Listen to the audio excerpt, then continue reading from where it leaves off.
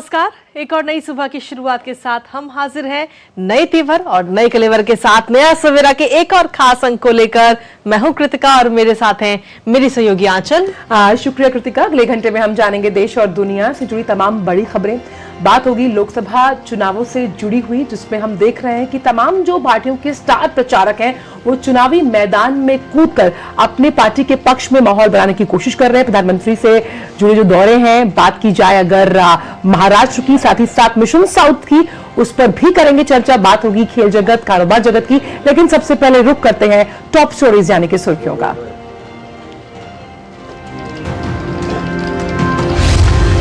उत्तर से लेकर दक्षिण तक प्रधानमंत्री का धुआंधार प्रचार जारी। पीएम आज तमिलनाडु के वेल्लोर और मेट्टुपालयम में करेंगे जनसभा। शाम को नागपुर के रामटेक में करेंगे पब्लिक मीटिंग।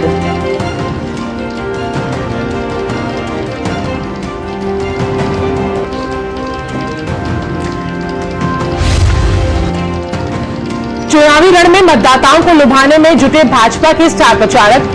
अमित शाह पश्चिम बंगाल और बिहार में संभालेंगे कमान। वहीं योगी आदित्यनाथ जम्मू कश्मीर के कठुआ में करेंगे रैली। कांग्रेस समेत विपक्षी गठबंधन के तमाम नेताओं ने भी प्रचार किया तेज।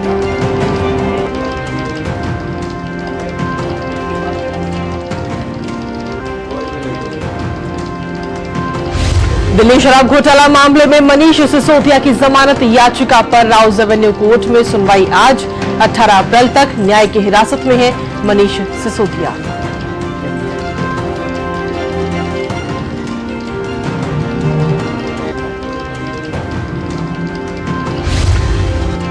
छत्तीसगढ़ में कल शाम दुर्ग जिले में एक बस के खाई में गिर जाने से मरने वालों की संख्या बढ़कर हुई 12। हादसे में 15 यात्री जख्मी।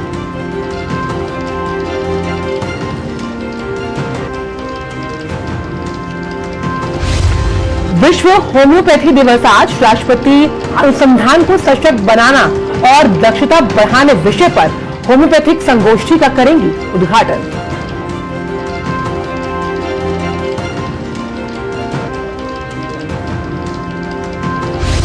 चैत्र नवरात्रि के दूसरे दिन श्रद्धालु मां दुर्गा के दूसरे स्वरूप मां ब्रह्मचारिणी की कर रहे हैं आराधना। मंदिरों में भक्तों का लगा तांता।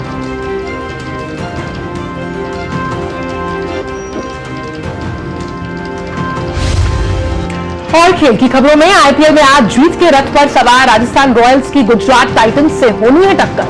वहीं कल हुए रोमांचक मुकाबले में सनराइजर्स हैदराबाद ने पंजाब किंग्स को 2 रन से हराया।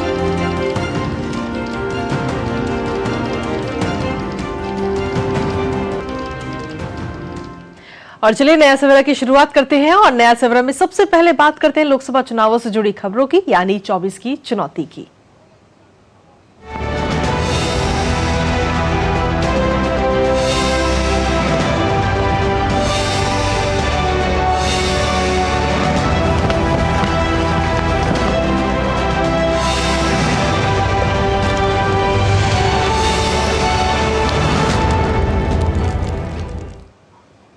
और 24 की चुनौती में सबसे पहले बात करते हैं प्रधानमंत्री के दौरे को लेकर। दरअसल लोकसभा चुनाव के लिए प्रधानमंत्री का धुआंधार प्रचार लगातार जारी है। प्रधानमंत्री नरेंद्र मोदी इस समय तमिलनाडु के 2 दिनों के चुनावी दौरे पर हैं।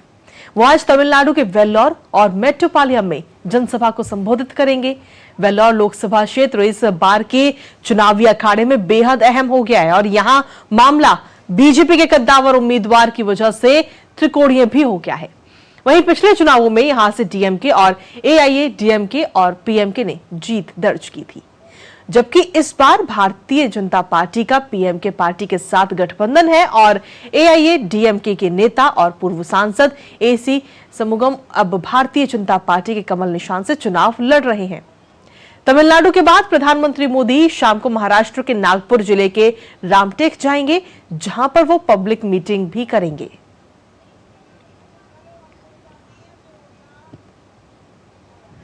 तो प्रधानमंत्री का नरेंद्र मोदी का धुआंधार प्रचार ये लगातार जारी है। भारतीय जनता पार्टी के पक्ष में माहौल बनाते हुए प्रधानमंत्री नजर आ रहे हैं। और इसी पर ताजा अपडेट ले लेते हैं। हमारे साथ में वेल्लोर से ऋषि कुमार हमारे संवाददाता जुड़ रहे हैं, साथ ही नागपुर के रामटेक से शिशिर शेलार इस वक्त हमारे साथ जुड़ रहे हैं। और सबसे पहले ऋषि, आपके पास में आना चाहेंगे, प्रधानमंत्री नरेंद्र मोदी का 2 दिवसीय ये दौरा, तो ऐसे में आखिर कौन कौन से, साउथ के तौर पर अगर हम नजर डालें दक्षिण भारत के तौर पर, तो ऐसे कौन कौन से अहम वो मुद्दे जिन्हें प्रधानमंत्री अपने संबोधन में शामिल कर रहे हैं?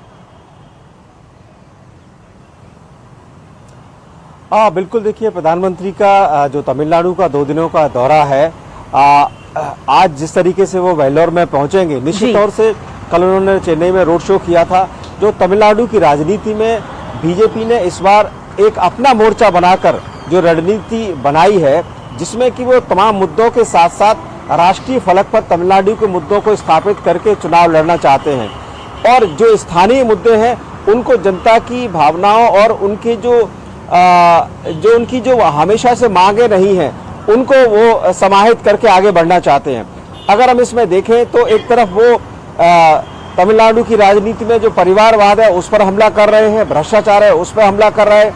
तो इसी तरीके से जो कच्चा तीवू जैसा जो मुद्दा है, जिसमें जो तमाम राज्य के मछुआरों की अब तक ये रही है कि इस इलाके में जो उन्हें दिक्कतें आई है, और ख़ासतौर से जब वो मछली पकड़ने के लिए उस इलाके में जाते हैं, तो वो जो मुद्दा बनता है जिसमें कि कई बार वो श्रीलंका के इलाके में उनको पकड़ लिया जाता है। तो ये जो पूरी स्थिति बनी है, इसको भावनात्मक रूप से और रणनीतिक रूप से अगर हम देखें तो ये बड़ा मुद्दा है। इसको भारतीय जनता पार्टी ने समाहित किया है। और अगर वेल्लोर कंस्टिट्यूएंसी की बात करें तो यहाँ पर एसी सन्निगमन जो आज भारतीय जनता पार्टी के चुनाव चिन्ह पर चुनाव लड़ रहे हैं, कभी वो पीएमके से यहाँ पर सांसद रह चुके हैं, एआईएडीएमके से भी वो सांसद रह चुके हैं, और वो चुनाव लड़े भी हैं, हारे भी हैं, बड़े नेता हैं यहाँ के।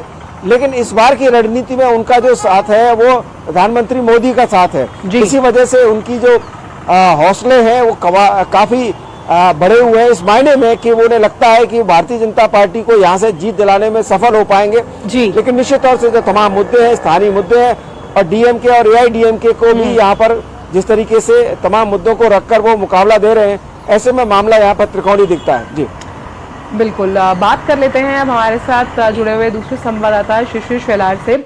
शिशिर, अगर हम पूरे महाराष्ट्र की राजनीति को देखें तो बहुत दिलचस्प हो गई है, और खास तौर पर जो पहला चरण है, अगर बात विदर्भ की जाए तो जो 5 सीटें उसमें रामटेक भी एक सीट है जहां से आज प्रधानमंत्री चुनावी शंखनाद करने वाले हैं। और मुकाबला इसलिए भी दिलचस्प है क्योंकि जो शिंदे गुट है, इस तरह से उन्होंने कांग्रेस के उम्मीदवार को अपने पाले में शामिल कर दूसरे कांग्रेस के उम्मीदवार के खिलाफ खड़ा किया है। तो बिल्कुल देखिए, हालांकि इस बार महाराष्ट्र की राजनीति काफी अलग है और दिन प्रतिदिन इसमें नए आयाम जुटते जा रहे हैं। कल हमने देखा जिस प्रकार से महाराष्ट्र और विमान सेवा के अध्यक्ष राज ठाकरे ने ये घोषणा कर दी कि इस बार के लोकसभा चुनाव में जो है वो बीजेपी को बिना कोई शर्त के जो है समर्थन कर रहे हैं।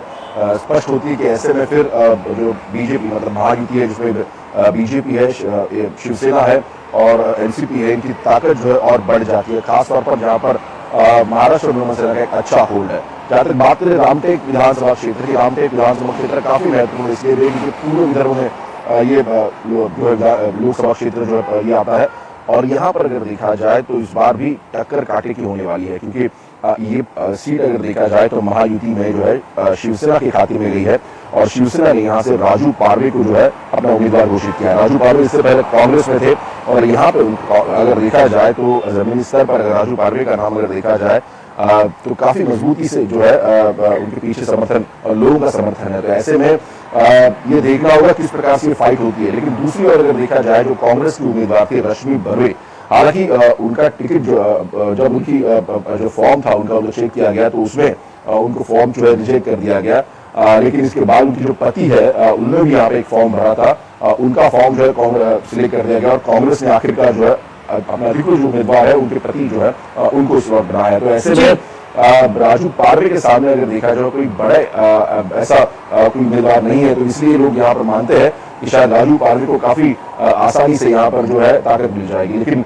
जहां तक बात करें इस मतदार ये जो पूरा विधानसभा लोकसभा क्षेत्र है उसकी बात करें तो रामटेक तकरीबन इससे पहले कांग्रेस का गढ़ रहा है। 2 बार यहाँ से पूर्व प्रधानमंत्री पीवी नरसिम्हा राव जो है वो चुन के गए थे। साथ ही साथ कांग्रेस के वरिष्ठ नेता मुकुल वासनिक भी यहाँ से चुन के गए थे। तो जी। पिछले अगर देखा जाए तो कांग्रेस ने यहाँ पर अपनी पकड़ जो है वो थोड़ी ढीली कर दी। उसके बाद हमने देखा कि शिवसेना हो या फिर बीजेपी, दोनों ने अपनी ताकत यहाँ पर बढ़ाई है। लेकिन शिवसेना में अभी इस वक्त देखा जाए तो फूट पड़ने के बाद बीजेपी ने अगर देखा जाए तो यहाँ पे और लोगों समर्थन जुटाने का प्रयास यहाँ पर किया है। तो इसलिए मैं ये कहूंगा कि महायुति की ताकत इस वक्त जो है रामटेक लोकसभा क्षेत्र में काफी ज्यादा है।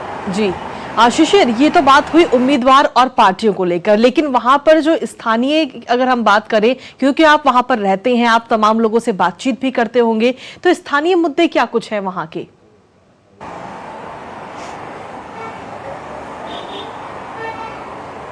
बिल्कुल, देखिए प्रिय इलाका जैसे मैंने कहा कि पूर्व विदर्भ का इलाका है। खास तौर पर विकास की अगर बात करें तो विकास के हिसाब से थोड़ा पिछड़ा हुआ इलाका है। वो इसलिए भी क्योंकि जिस प्रकार से एक मांग उठ रही थी कुछ सालों पहले कि विदर्भ को जो अलग किया जाए, लेकिन उसके बाद हमने देखा कि राज्य की राजनीति में जो है महायुति मतलब बीजेपी और शिवसेना की सरकार आती है। जिस प्रकार से जो अनुशेष था विदर्भ का वो भरने का प्रयास यहाँ पर उनके द्वारा किया जाता है। फिर ज्यादा से ज्यादा प्रोजेक्ट की हम बात करें जो विदर्भ में लाए जाते हैं, सिंचाई की अलग अलग परियोजना है वो विदर्भ में लाई जाती है। साथ ही साथ इंडस्ट्रियल जोन किस प्रकार से बनाया जाए, क्योंकि अगर जॉब एम्प्लॉयमेंट की बात करें तो ऐसे में जो लोग यहाँ के थे उनका पलायन जो है चाहे वो पुणे हो या फिर अन्य किसी जो है शहर में हुआ करता था। नागपुर सटा हुआ शहर है, नागपुर में हुआ करता था। लेकिन अब रामटेक की अगर हम बात करें तो रामटेक में भी जो है कई सारे जो इंडस्ट्रीज है वो खुल चुकी है। साथ ही साथ जो पर्यावरण के हिसाब से बात करें, पर्यटन के हिसाब से बात करें, क्योंकि जंगल का इलाका रामटेक के आसपास का है, तो ऐसे में यहाँ पर जो पर्यटन प्रेमी यहाँ पर आते हैं उसका भी ध्यान यहाँ पर दिया गया है। साथ ही साथ जैसे मैंने कहा कि सिंचाई एक प्रमुख मुद्दा था यहाँ पर कुछ सालों पहले, लेकिन अब यहाँ पर अगर देखा जाए तो जो अलग अलग सिंचाई योजना यहाँ पे लागू की जिसके कारण जो है पर्याप्त मात्रा में पानी यहाँ पर लोगों को मिल रहा है। तो ये सभी मुद्दे यहाँ पर है। लेकिन दूसरी महत्वपूर्ण बात इसमें ये भी है कि विकास तो जरूर हुआ है, लेकिन नागपुर से सटा हुआ ये लोकसभा मतदान क्षेत्र है। तो ऐसे में लोग जो है आज भी अगर कोई बड़ी हम बात करें कि बड़ा बाजार अगर कोई होगा तो नागपुर है, अगर शिक्षा के अच्छे साधन को उपलब्ध होंगे तो नागपुर में होंगे। तो ऐसे में रामटेक के लोग भी चाहते हैं कि उनके यहाँ पर भी अच्छे अस्पताल, अच्छे शिक्षा संस्थान खुले, चुकर के जो यहाँ के लोग हैं वो बाहर ना जा पाए। बिल्कुल। और वापस एक बार रुक करते हैं वेल्लोर का, जहां से ऋषि हमारे साथ जुड़े हैं। ऋषि, वेल्लोर को स्टालिन का गढ़ माना गया है और जिस तरह से हमने देखा कि कई धुआंधार रैलियां गृह मंत्री अमित शाह द्वारा भी वहां की गई, जहां उन्होंने कहा कि प्रधानमंत्री ने तमिल संस्कृति को मजबूत करने का काम किया है, जिसमें हम तमिल संगमम को नहीं भूल सकते। उस लिहाज से जो वहां का आम मतदाता है उसकी सोच क्या है? देखिए, निश्चित तौर से इस बार के चुनाव में भारतीय जनता पार्टी ने जिन चीज़ों को स्थापित किया है उसमें सबसे बड़ा मुद्दा यही है कि तमिल संस्कृति को राष्ट्रीय फलक पर एक ऐसी छवि के रूप में प्रस्तुत किया है जिससे कि तमिलनाडु के जो लोग हैं उनकी भावनात्मक रूप से जो उनकी सजगता है वो बड़ी है और उन्होंने इस बात को सराहा है। चाहे वो सेंगोल की स्थापना हो पार्लियामेंट के अंदर और या फिर काशी तमिल संगम की बात हो, इन सब चीज़ों से स्थापित किया गया है कि भारत की जो एकता और अखंडता का जो अभिभाव है वो यहाँ पर पूरी तरीके से परिलक्षित होता हुआ दिखता है। जहाँ तक जो तमिलनाडु के भावनात्मक मुद्दे और ख़ासतौर से वेल्लोर के मुद्दों की बात करें तो ये एक इंडस्ट्रियल एरिया है। यहाँ पर टैंडरी से लेकर लेदर टैंडरी से लेकर जो लेदर प्रोडक्ट हैं उनकी यहाँ पर उनका निर्माण किया जाता है और इस वजह से यहाँ की जो ज़रूरतें हैं, चाहे वो स्वास्थ्य सेवाएं हो या रोज़गार की हो, और इस तरीके से यहाँ जो लोगों की मांगे हैं कि जो वेल्लोर में जो खासतौर से ऐसी चीज़ें जिससे कि उनका रोज़गार की वृद्धि हो, वो यहाँ पर इसको रेखांकित करना चाहते हैं। और एक और चीज़ है जिसमें कि वेल्लोर को अगर हम देखें, पिछले चुनाव में जो भ्रष्टाचार का एक बड़ा मुद्दा रहा था, जिसमें खासतौर से जब कैश पकड़ा गया था, इस वजह से वेल्लोर के जो चुनाव है वो उनकी तिथियाँ बदली गई थी। तो कहीं ना कहीं इसको भ्रष्टाचार को भी भारतीय जनता पार्टी ने मुद्दा बनाया है और इसी वजह से यहाँ पर एक तो परिवारवाद, भ्रष्टाचार और जो स्थानीय जो मुद्दे हैं, जो लोगों की ज़रूरतें हैं, जो ऐसी चीज़ें हैं जो लंबे समय से मुद्दे रहे, लेकिन जो डीएमके और एआईएडीएमके उसने उसको एड्रेस नहीं किया, उनको यहाँ पर बीजेपी एड्रेस कर रही है। बिल्कुल। और यही वजह है कि हम देख रहे हैं कि मिशन साउथ की बात हो या बात की जाए अगर हम उत्तर के तमाम राज्यों की, और खास तौर पर पहले चरण में जो तमाम सीटें हैं वहां पर सभी पार्टियों के जो स्टार प्रचारक हैं वो जमकर चुनावी प्रचार कर रहे हैं। बहुत बहुत शुक्रिया वेल्लोर से ऋषि आपका, और साथ ही साथ रामटेक से आपका शिशिर इन तमाम चुनावी जानकारियों को हमसे साझा करने के लिए। बिल्कुल, और साथ ही 24 की चुनौती से जुड़ी जो तमाम खबरें हैं वो आगे भी जारी रहेंगी, लेकिन फिलहाल नया सवेरा में वक्त एक छोटे से ब्रेक का हो गया है। आप बने रहिए हमारे साथ।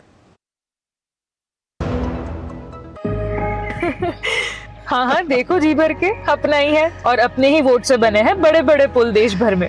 हमारी लाइफ तो निकल गई बेटा, हमारा टाइम तो अटकाना, फटकाना, लटकाना यही कल्चर होता था। पर तुम लोगों के लिए बड़े काम करने वाला बैठा है। सिर्फ 10 साल की स्पीड देख लो, अटल सेतु से अटल टनल देख लो, चिनाब ब्रिज से बोगीबील ब्रिज देख लो, और इतना करके भी मोदी जी कहते हैं ये तो अभी ट्रेलर है। हमारे सपने पूरा करने की गारंटी मोदी जी की, तो उनको जिताने की गारंटी किसकी? हम बाप बेटी की। कमल का बटन दबाएं, भाजपा को जिताएं।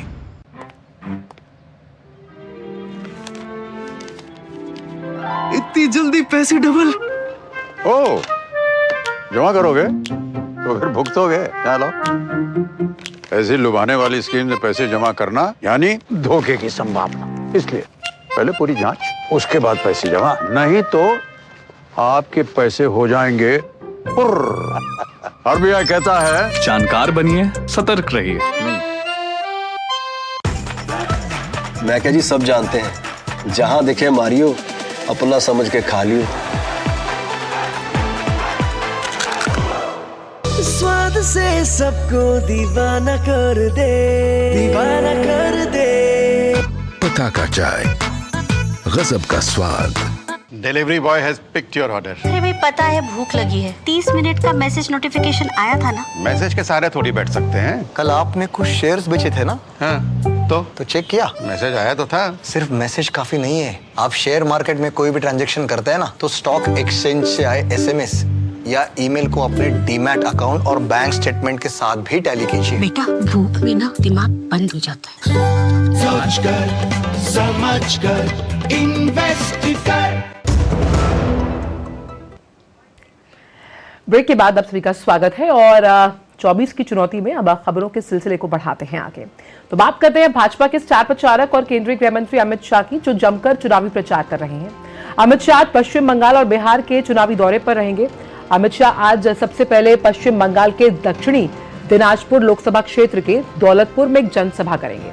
इसके बाद अमित शाह बिहार पहुंचेंगे, जहां वो औरंगाबाद लोकसभा क्षेत्र के गुरारू में चुनावी रैली को संबोधित करने वाले हैं।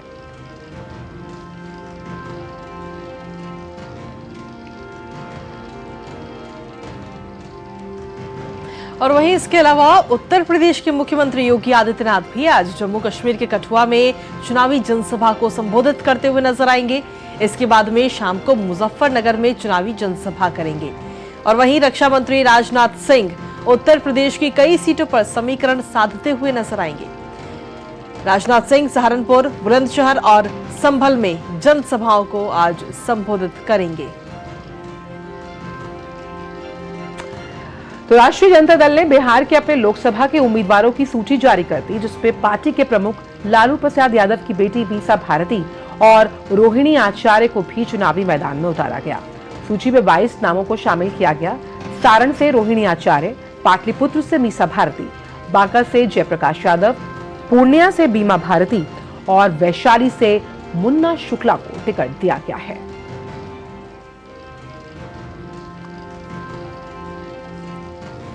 और आरजेडी के अलावा कांग्रेस ने भी आगामी लोकसभा और आंध्र प्रदेश विधानसभा चुनाव के लिए अपने प्रत्याशियों की एक और सूची जारी कर दी है।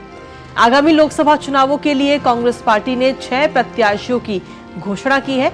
इसमें विशाखापत्तनम से पुलुसु सत्यनारायण रेड्डी, अनाकापल्ले से वैगी वेंकटेश एलुरू से लावण्या काफुरी, नरसरावपेट से गार्नेपुडी सुधाकर, नेल्लौर से कोपिल्ला राजू और तिरुपति निर्वाचन क्षेत्र से डॉक्टर चिंता मोहन को चुनावी मैदान में उतारा गया है। बात अब मध्य प्रदेश की करते हैं, जहां बीएसपी के बैतूल लोकसभा सीट से प्रत्याशी अशोक भलावी का हार्ट अटैक आने की वजह से निधन हुआ। उन्हें कल दोपहर को सीने में दर्द उठा और उन्हें अस्पताल लाया गया, जहां डॉक्टर ने उन्हें मृत घोषित कर दिया। आपको बता दें कि अशोक भलावी को बीएसपी ने बैतूल लोकसभा क्षेत्र से प्रत्याशी बनाया। पिछली बार भी अशोक बीएसपी के टिकट पर ही चुनाव लड़े थे। सोहागपुर गांव के पास रहने वाले अशोक भलावी पेशे से व्यापारी थे। वे बैतूल जनपद के सदस्य भी रह चुके हैं। अशोक भलावी के 4 बेटे हैं। उनका अंतिम संस्कार आज उनके गृह ग्राम सोहागपुर में होगा।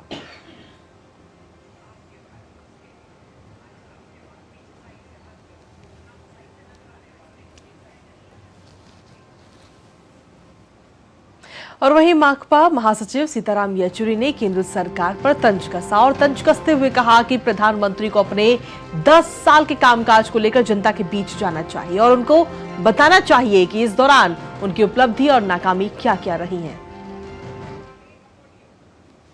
जितने वादे किए वो सब कर पाए कि नहीं कर पाए, क्या है उनकी उपलब्धि, क्या है उनकी कमजोरी, यही बैलेंस शीट के आधार पर चुनाव होते हैं। लेकिन उनके भाषण में एक भी जगह ऐसी बातें नहीं हैं कि उन्होंने पुराने या जो आश्वासन दिए लोगों को उसके बारे में क्या हुआ। 2 करोड़ रोजगार हर साल की बात कहाँ गई। और मथुरा से भाजपा सांसद हेमा मालिनी पर विवादित बयान देकर कांग्रेस नेता रणदीप सुरजेवाला बुरी तरह फंसते हुए नजर आ रहे हैं। चुनाव आयोग ने मंगलवार को इस संबंध में रणदीप सुरजेवाला को कारण बताओ नोटिस जारी कर 11 अप्रैल को शाम 5 बजे तक जवाब देने के लिए कहा है। रणदीप सुरजेवाला ने बीती 1 अप्रैल को हरियाणा के कुरुक्षेत्र लोकसभा क्षेत्र के कैथल स्थित एक गांव में गठबंधन के उम्मीदवार सुशील गुप्ता के समर्थन में जनसभा की थी। इस दौरान उन्होंने हेमा मालिनी को लेकर विवादित बयान दे डाला। उसका वीडियो सोशल मीडिया पर वायरल होने के बाद बीजेपी ने कांग्रेस पर निशाना साधा और इसकी शिकायत चुनाव आयोग से की थी। और नया सवेरा में 24 की चुनौती से जुड़ी खबरों का सिलसिला भी लगातार जारी, लेकिन फिलहाल वक्त एक छोटे से ब्रेक का है। आप बने रहिए हमारे साथ, देखते रहिए डीडी न्यूज।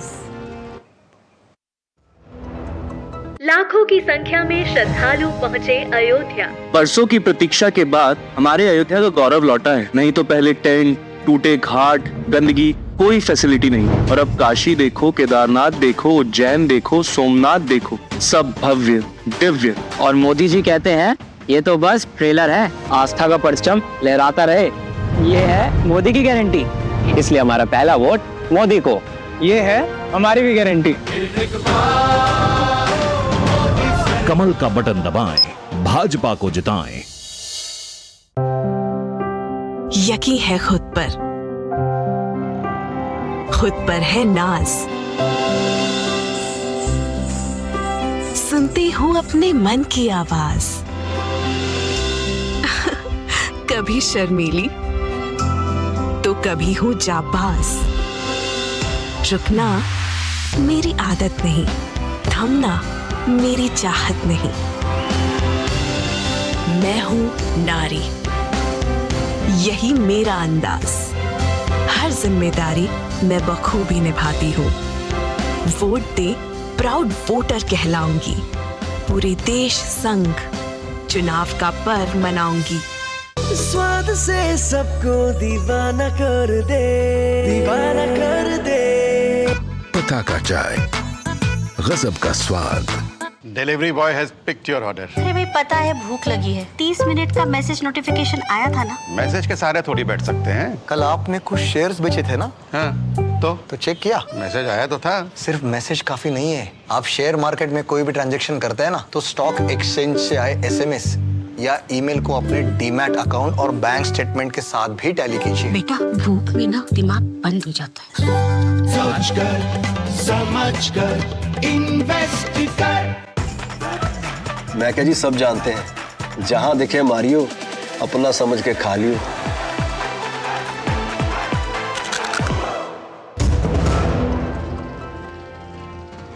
और ब्रेक के बाद एक बार फिर से स्वागत आप सभी का। अगली खबर का रुख करते हैं जो है छत्तीसगढ़ से, जहां पर आपको बता दें कि 11 लोकसभा सीट है।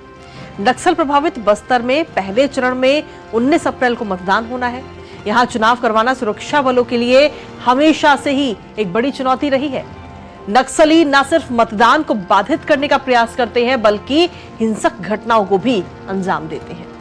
नक्सल प्रभावित इलाके में लोकसभा चुनाव की तैयारियों को लेकर क्या कुछ वहां की तैयारियां हैं, आइए देखते हैं इस खास रिपोर्ट के जरिए।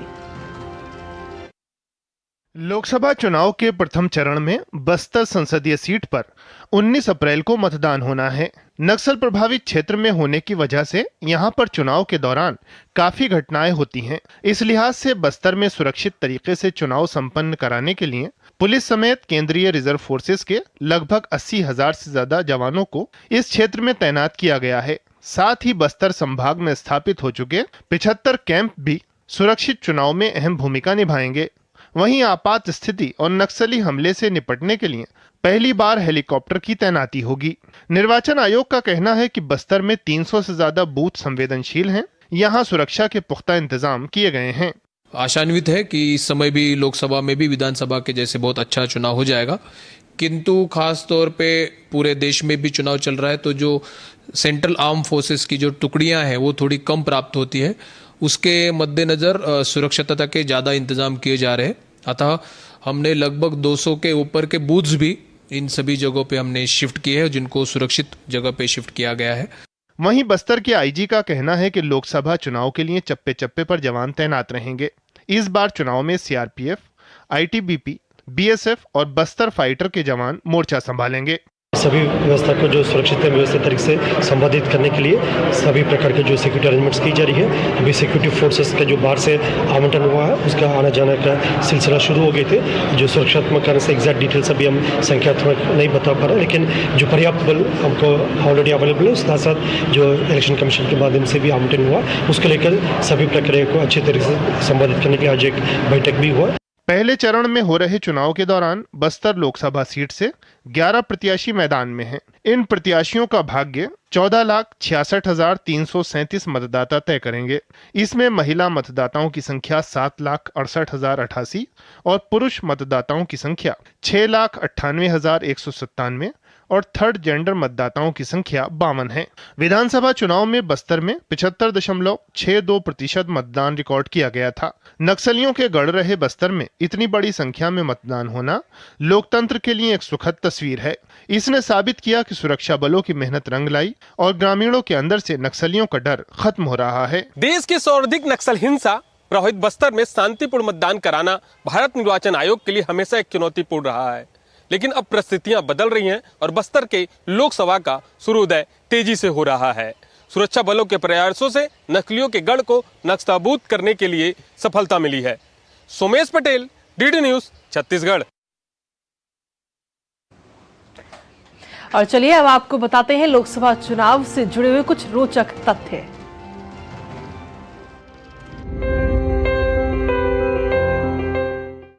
अठारहवीं लोकसभा के चुनाव की तैयारी पूरे देश भर में जोरों पर है। सभी दल महिला मतदाताओं को लुभाने में लगे हैं। ऐसे में आधी आबादी की हिस्सेदारी की बात करते हैं तो पहले चुनाव से लेकर अब तक ये 5% से बढ़कर 15% तक पहुंचा।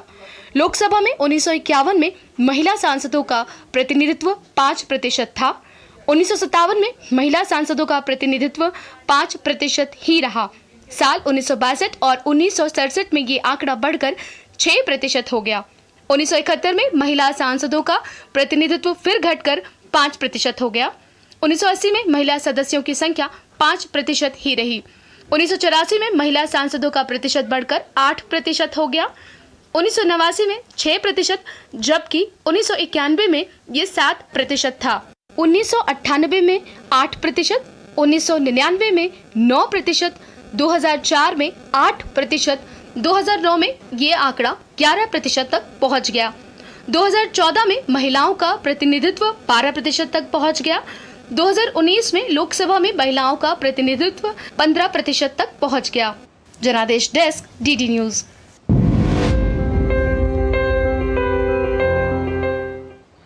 और 24 की चुनौती में बस इतना ही। और 24 की चुनौती में बस इतनी ही खबरें।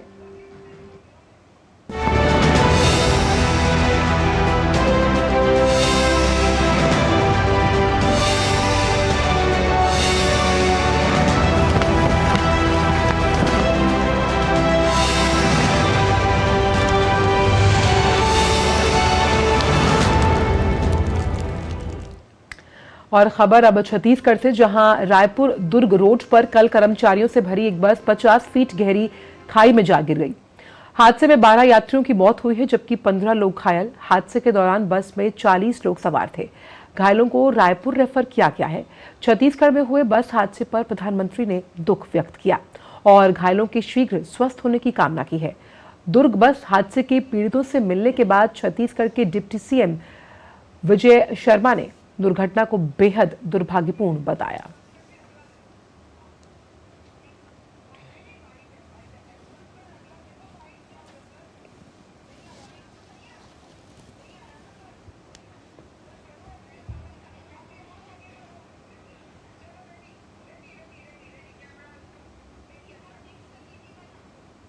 और चलिए खबरों में आगे बढ़ते हुए बात कर लेते हैं दिल्ली की, जहां पर दिल्ली आबकारी घोटाला मामले में मनीष सिसोदिया की जमानत याचिका पर आज राज अवेन्यू कोर्ट सुनवाई करेगा। इससे पहले कोर्ट ने सभी दलीलों को सुनने के बाद मनीष सिसोदिया की न्यायिक हिरासत को 18 अप्रैल तक बढ़ा दिया था। और इसी बीच तिहाड़ जेल में बंद दिल्ली के मुख्यमंत्री अरविंद केजरीवाल से आज पंजाब के मुख्यमंत्री भगवंत मान मुलाकात करने के लिए जाएंगे। भगवंत मान और संजय सिंह केजरीवाल से आज मुलाकात करेंगे। अरविंद केजरीवाल ने जेल में मुलाकात करने वालों में अपनी पत्नी सुनीता केजरीवाल, दोनों बच्चे, आप नेता संदीप पाठक और अपने निजी सचिव का नाम लिखवाया था। और अब इस लिस्ट में पंजाब के मुख्यमंत्री भगवंत मान का भी नाम शामिल कर लिया गया है।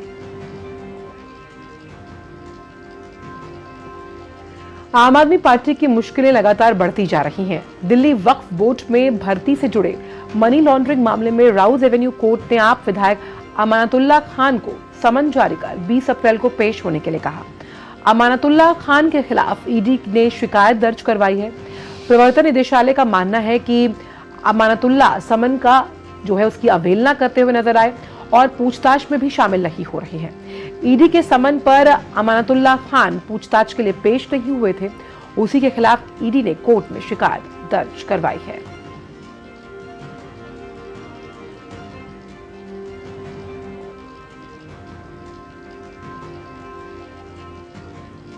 आज चैत्र नवरात्रि का दूसरा दिन है और इस दिन मां दुर्गा के दूसरे स्वरूप मां ब्रह्मचारिणी की पूजा आराधना की जाती है। ऐसी मान्यता है कि मां ब्रह्मचारिणी की कृपा से व्यक्ति को जप, तप, त्याग, संयम आदि की प्राप्ति होती है। आपको बता दें कि सुबह से ही मंदिरों में भक्तजनों का तांता लगा हुआ है। वहीं दिल्ली के झंडेवालान मंदिर और छतरपुर मंदिर में भी सुबह की आज आरती की गई। तो ये जो तस्वीरें आपको दिखा रहे हैं ये दिल्ली के झंडेवालान मंदिर की है, जहां पर लोग जो श्रद्धालु हैं वो सुबह से ही लाइन लगा करके लंबी लंबी कतारें वहां पर लगी हुई हैं और भक्तजन वहां पहुंच रहे हैं और माता रानी के दर्शन कर रहे हैं। और वहीं ये तस्वीरें आपको दिखा रहे हैं, ये है दिल्ली के छतरपुर मंदिर की, जहां पर आज सुबह सुबह आरती की गई। और छतरपुर मंदिर में भी आपको बता दें कि खूब सारी सजावट की गई है और काफ़ी संख्या में श्रद्धालु वहां पर माता रानी के दर्शन करने के लिए पहुंच रहे हैं। मां ब्रह्मचारिणी दूसरा स्वरूप आदि शक्ति का, जो ब्रह्मा जी की प्रिय मानी जाती है।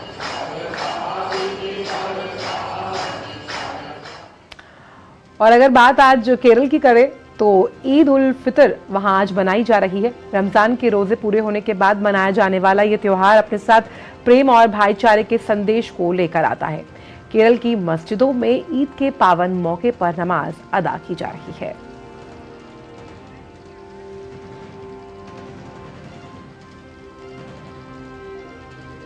और रमजान के रोजे पूरे होने के बाद ईद के लिए घरों से लेकर बाजारों तक में तैयारियों की चहल पहल देखी जा रही है। लोग नए कपड़े ले रहे हैं, सजावट के सामान और ईद से जुड़ी तमाम दूसरी चीजों की भी खरीदारी में लगे हैं। कैसी है ईद की तैयारियां, आइए देखते हैं इस खास रिपोर्ट के जरिए। महीने भर के रोजे रखने के बाद अब बारी है ईद की खुशियों की, जिसकी तैयारियां रमजान के आखिरी हफ्ते से ही शुरू हो जाती हैं। मैं इस वक्त मुस्लिम बहुल इलाके पुरानी दिल्ली के जामा मस्जिद में मौजूद हूँ और ईद की ख़रीदारी के लिए अक्सर बड़ी तादाद में लोग यहाँ पर पहुँचते हैं। आप मेरे पीछे देख सकते हैं कि किस तरह की गहमा गहमी है और लोग ईद की ख़रीदारी के लिए यहाँ पर बड़ी तादाद में पहुँचे हैं। किस तरह की यहाँ पर ख़रीदारी चल रही है, आइए आपको दिखाते हैं।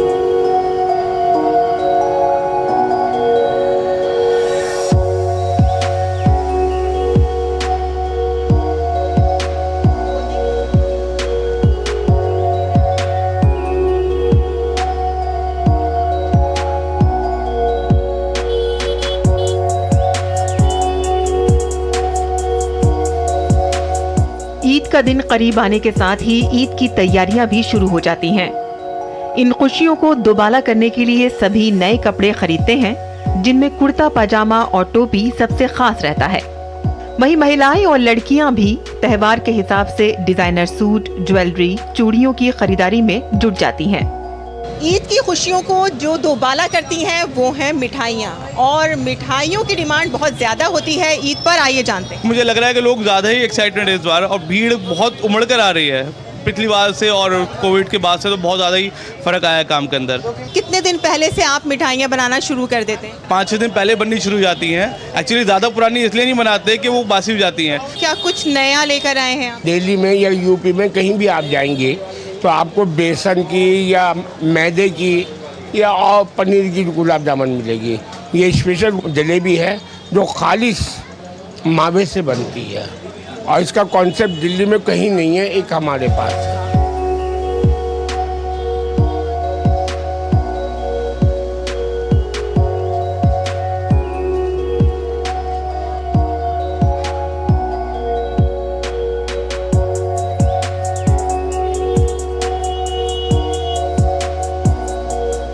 बच्चों के लिए ईद का दिन बहुत खास होता है, जहां उन्हें ईदी का इंतजार तो रहता ही है, और साथ ही नए कपड़े पहनने की खुशी भी अलग होती है। ईद की खुशियाँ अपनी जगह, लेकिन इसका पैगाम भी याद रहे कि अगर कोई इन खुशियों से आपको महरूम नजर आ रहा है तो उसके साथ भी ये खुशियाँ बांटें, और फिर देखें कि ये खुशियाँ किस तरह से दोबाला हो जाती हैं। कैमरामैन अनिल के साथ मैं साइमा खान, डीडी न्यूज़, दिल्ली। और अब वक्त हो चला है हमारे खास सेगमेंट अखबारों की सुर्खियों का।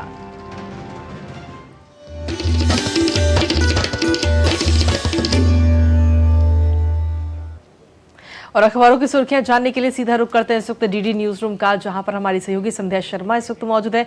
संध्या, सुप्रभात सबसे पहले आपको, और आज के जो अखबार आपके सामने हैं उनमें क्या कुछ प्रमुख खबरें हैं? सुप्रभात कृतिका और आंचल। अखबारों की सुर्खियों की अगर बात करें तो अखबारों में आज पहले पेज पर देखने को मिली है केजरीवाल की गिरफ्तारी सही, जो कि दिल्ली हाईकोर्ट ने कहा। आपको बता दें कि केजरीवाल ने दिल्ली आबकारी नीति से जुड़े धन शोधन मामले में अपनी गिरफ्तारी को चुनौती दी थी, और इस पर हाईकोर्ट ने कहा कि ये जो गिरफ्तारी है ये बिल्कुल सही है। वहीं के कविता की भी न्यायिक हिरासत बढ़ा दी गई है 23 अप्रैल तक, और कल उनसे तिहाड़ जेल में CBI ने पूछताछ की है। ये खबर आज पहले पेज पर देखने को मिली है अखबारों में। इसके अलावा जहाँ सियासी पारा चढ़ा हुआ है और तमाम दल जो हैं वो अपने रोड शो प्रचार प्रसार में जुटे हुए हैं, तो प्रधानमंत्री नरेंद्र मोदी ने कल पीलीभीत में एक जनसभा को संबोधित करते हुए कहा कि कांग्रेस ने भगवान राम और नारी शक्ति का घोर अपमान किया है। पहले तो कांग्रेस ने पूरी ताकत लगा दी कि किसी भी तरह से राम मंदिर का निर्माण ना हो, प्राण प्रतिष्ठा ना हो, और जब राम मंदिर बन गया, प्रभु श्री राम के प्राण प्रतिष्ठा का मौका आया, तो कांग्रेस ने प्रभु श्री राम के इस आयोजन में अनुष्ठान में जाने से ही मना कर दिया। तो कहीं ना कहीं ये प्रभु राम का अपमान है। वहीं केंद्रीय गृह मंत्री, जो कि भारतीय जनता पार्टी के स्टार प्रचारक भी हैं, अमित शाह ने भी मोदी सरकार में 1 इंच भी जमीन न कब्जा सका चीन, तो चीन पर प्रहार करते हुए उन्होंने ये बात असम में एक चुनावी रैली के दौरान कही। इसके अलावा भी और भी कई सारी खबरें हैं आज अखबार में, जिसमें AK एंटनी चाहते हैं कि उनके बेटे को इस चुनाव में हार मिले। वहीं रायबरेली में स्मृति ईरानी ने शंखनाद किया, और कल चूंकि पहला दिन था नवरात्र का, तो मां की पूजा अर्चना की। इसके अलावा जयराम, जो कि कांग्रेस के वरिष्ठ नेता हैं, उन्होंने कहा कि हम राम के पुजारी हैं, वे राम के व्यापारी हैं। इस तरह का आरोप यानी कि आरोप प्रत्यारोप भी चल रहे हैं, और चप्पलों की माला पहनाकर चुनाव प्रचार कर रहे हैं प्रत्याशी। तो इस तरह की तमाम ऐसी खबरें जो लोकसभा चुनाव से जुड़ी हुई हैं।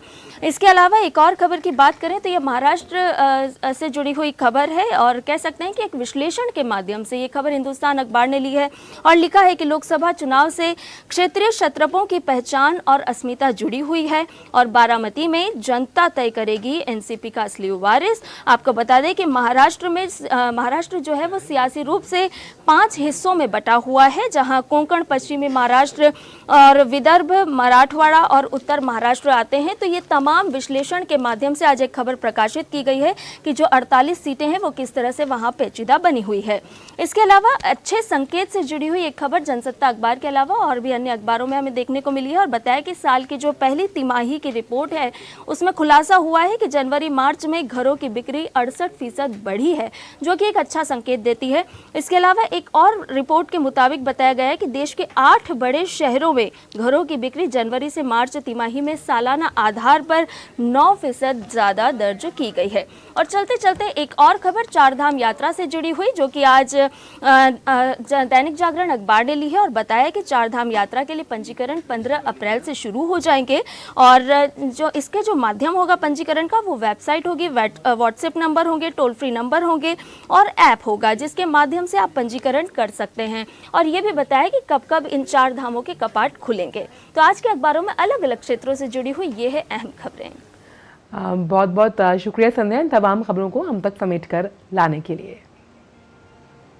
और खबरों का सिलसिला डीडी न्यूज पर यूं ही लगातार जारी, लेकिन फिलहाल नया सवेरा में वक्त एक छोटे से ब्रेक का है। आप बने रहिए हमारे साथ। मैं क्या जी, सब जानते हैं, जहां दिखे मारियो, अपना समझ के खा लियो। Delivery boy has picked your order. अरे भाई पता है भूख लगी है, 30 मिनट का मैसेज नोटिफिकेशन आया था ना। मैसेज के सारे थोड़ी बैठ सकते हैं। कल आपने कुछ शेयर्स बेचे थे ना? हाँ, तो चेक किया? मैसेज आया तो था। सिर्फ मैसेज काफी नहीं है। आप शेयर मार्केट में कोई भी ट्रांजैक्शन करते हैं ना, तो स्टॉक एक्सचेंज से आए एसएमएस या ईमेल को अपने डीमैट अकाउंट और बैंक स्टेटमेंट के साथ भी टैली कीजिए। बेटा भूख में ना दिमाग बंद हो जाता है। समझ कर इन्वेस्ट कर, स्वाद से सबको दीवाना कर दे, दीवाना कर दे। पता का चाय, गजब का स्वाद। हाँ हाँ देखो जी भर के, अपना ही है और अपने ही वोट से बने हैं बड़े बड़े पुल देश भर में। हमारी लाइफ तो निकल गई बेटा, हमारा टाइम तो अटकाना, फटकाना, लटकाना यही कल्चर होता था। पर तुम लोगों के लिए बड़े काम करने वाला बैठा है। सिर्फ 10 साल की स्पीड देख लो, अटल सेतु से अटल टनल देख लो, चिनाब ब्रिज से बोगीबिल ब्रिज देख लो। और इतना करके भी मोदी जी कहते हैं ये तो अभी ट्रेलर है। हमारे सपने पूरा करने की गारंटी मोदी जी की, तो उनको जिताने की गारंटी किसकी? हम बाप बेटी की। कमल का बटन दबाएं, भाजपा को जिताएं। और ब्रेक के बाद एक बार फिर से स्वागत है आप सभी का। अब बढ़ते हैं आगे और देखते हैं खबरें दुनिया भर से, खास खबरें फटाफट अंदाज में।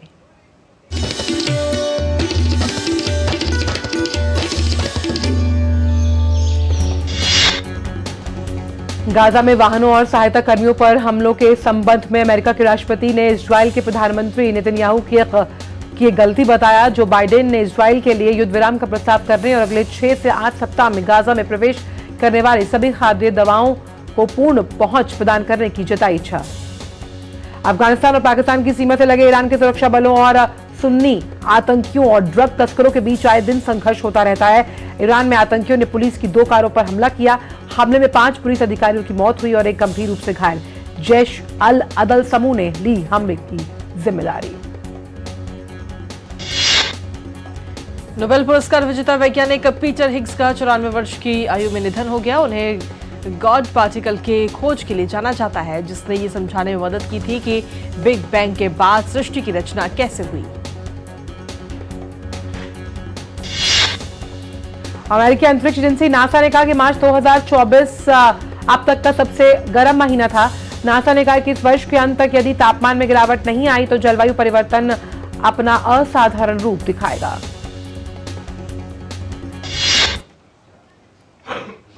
और चलिए आगे बढ़ेंगे और अब बात करेंगे कारोबार जगत की खबरों की फटाफट अंदाज में।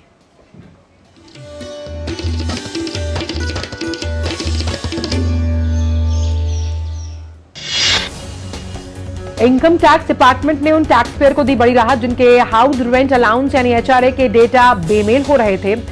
आयकर विभाग ने कहा कि एचआरए दावों से संबंधित मामलों को फिर से खोलने की खबरें निराधार। स्टेट बैंक ऑफ इंडिया ने अपने कस्टमर्स को खुशखबरी दी। एसबीआई ने अपने वी केयर स्पेशल एफडी और अमृत कलश स्कीम में निवेश की डेडलाइन को बढ़ा दिया है। अब 30 सितंबर 2024 तक इन स्कीम में निवेश किया जा सकता है। यूपीआई को बढ़ावा देने के लिए अब फोन पे ने सिंगापुर टूरिज्म बोर्ड के साथ पार्टनरशिप की।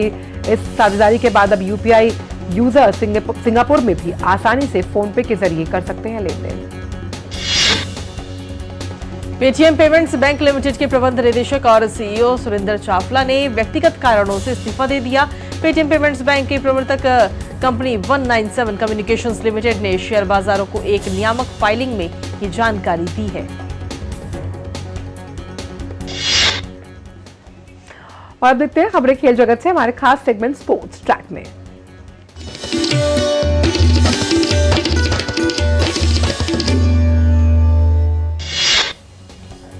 आईपीएल में आज जीत के रथ पर सवार राजस्थान रॉयल्स का सामना 7वें स्थान पर मौजूद गुजरात टाइटंस से होगा। ये मैच जयपुर में खेला जाएगा। दोनों टीमों के बीच अब तक 5 मुकाबले हुए हैं, जिसमें गुजरात टाइटंस 4-1 से आगे है। रॉयल्स के लिए इस सत्र की खोज रियान पराग रहे हैं। सनराइजर्स हैदराबाद ने आईपीएल 2024 से अपनी तीसरी जीत हासिल की। टीम ने मंगलवार को खेले गए मुकाबले में पंजाब किंग्स को 2 रन से हरा दिया। पाकिस्तान क्रिकेट बोर्ड ने पूर्व हरफनमौला खिलाड़ी अजहर महमूद को सभी प्रारूपों से पाकिस्तान क्रिकेट टीम का हेड कोच नियुक्त किया है। महमूद को न्यूजीलैंड के खिलाफ 18 अप्रैल से शुरू हो रही घरेलू सीरीज के लिए अंतरिम मुख्य कोच बनाया गया है। लंकाशायर ने बिग बैश लीग के लिए क्रिस ग्रीन को टीम में किया शामिल। ग्रीन को नेथान लियोन की जगह टीम में किया गया शामिल। भारतीय टेनिस स्टार सुमित नागल आज मोंटे कार्लो मास्टर्स टेनिस प्रतियोगिता के दूसरे दौर का मैच खेलने उतरेंगे। सुमित का दूसरे दौर में सामना डेनमार्क के होल्कर रूने से होगा।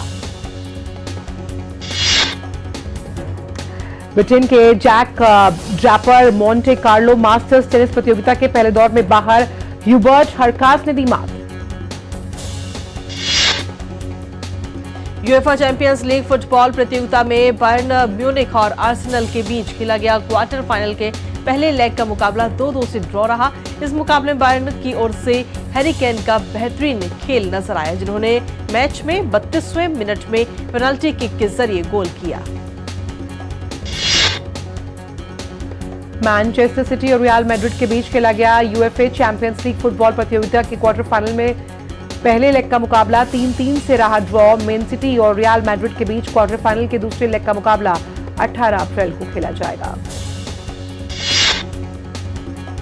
और खेल जगत के बाद अब बात करते हैं सिने जगत यानी ग्लैमर वर्ल्ड से फटाफट अंदाज में।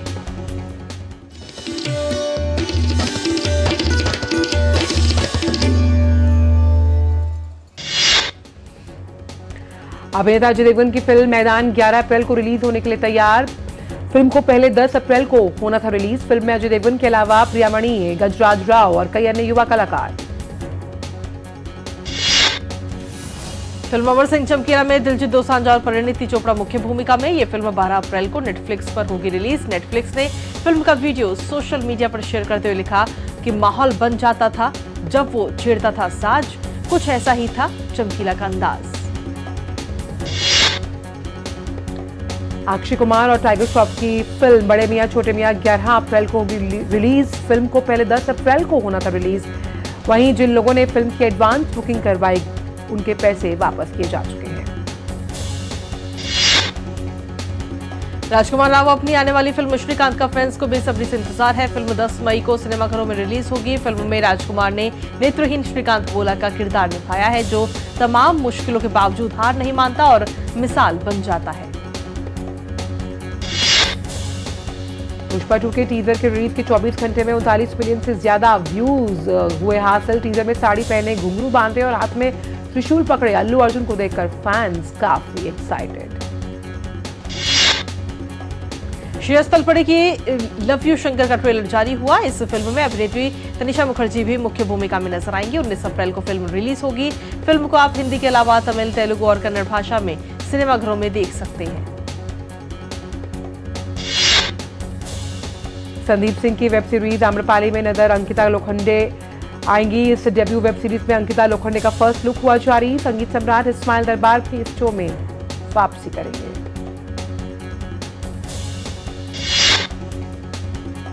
और चलिए नया सवेरा में अब आगे बढ़ते हैं और बात करते हैं अब सेहत की।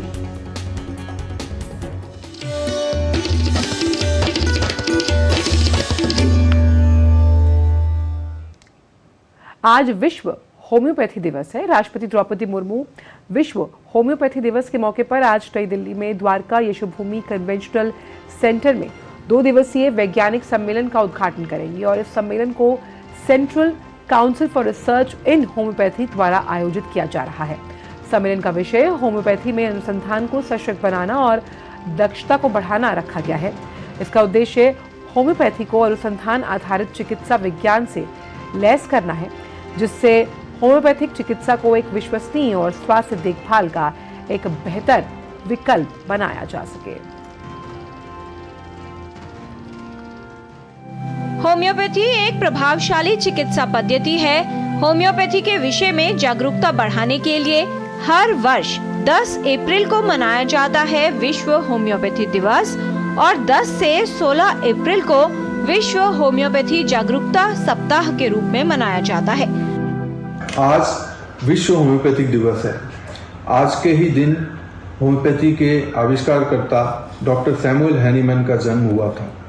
आज का दिन हर होम्योपैथ के लिए बहुत खास है, क्योंकि आज न केवल हम हैनीमैन को याद करते हैं, बट उन तमाम स्टॉलवर्ड्स, उन तमाम होम्योपैथ डॉक्टर्स को हम याद करते हैं जिनके स्ट्रगल्स की वजह से, जिनकी कोशिशों की वजह से आज होम्योपैथी को विश्व में जो स्थान मिला है। होम्योपैथी किसी भी रोग का मानसिक, शारीरिक व भावनात्मक स्तर पर उपचार करती है। साथ ही बीमारी से लड़ने के लिए रोगी की शारीरिक क्षमता को भी बढ़ाती है।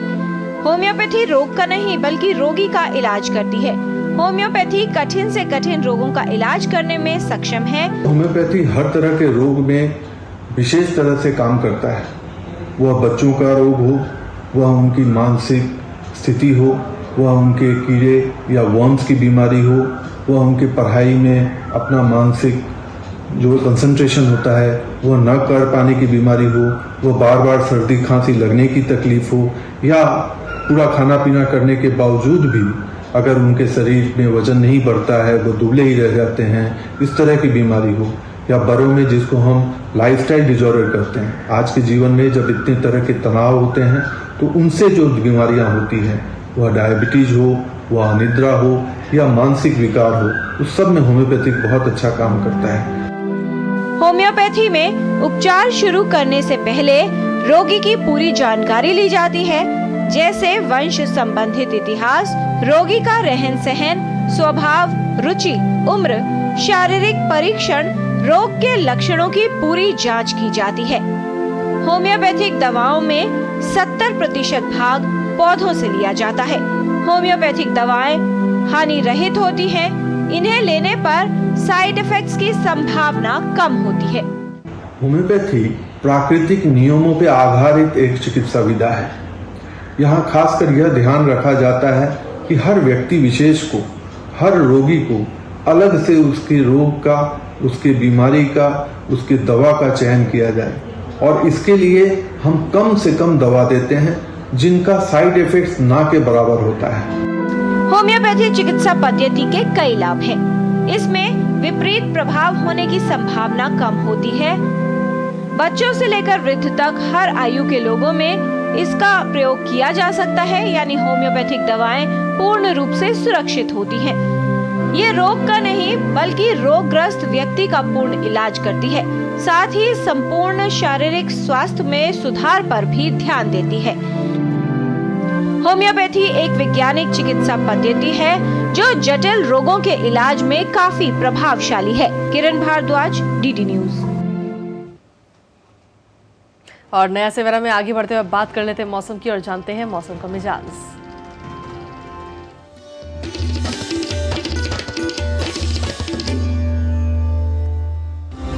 बात मौसम की करें तो सौराष्ट्र और कच्छ में तेज गर्म हवाएं चलने का आसार नजर आ रहा है। वहीं आंध्र प्रदेश के साथ साथ केरला और पुडुचेरी, तमिलनाडु में उमस भरे मौसम की संभावना मौसम विज्ञान विभाग द्वारा जताई गई है। बात मेघालय, तेलंगाना, मुजफ्फराबाद, गिलगित, कश्मीर, बाल्टिस्तान की करें तो यहाँ पर तेज हवाओं के साथ बारिश की भी संभावना जताई गई है। वहीं महाराष्ट्र, मराठवाड़ा, मिजोरम और त्रिपुरा में भी गर्म हवाएं चलने की उम्मीद है।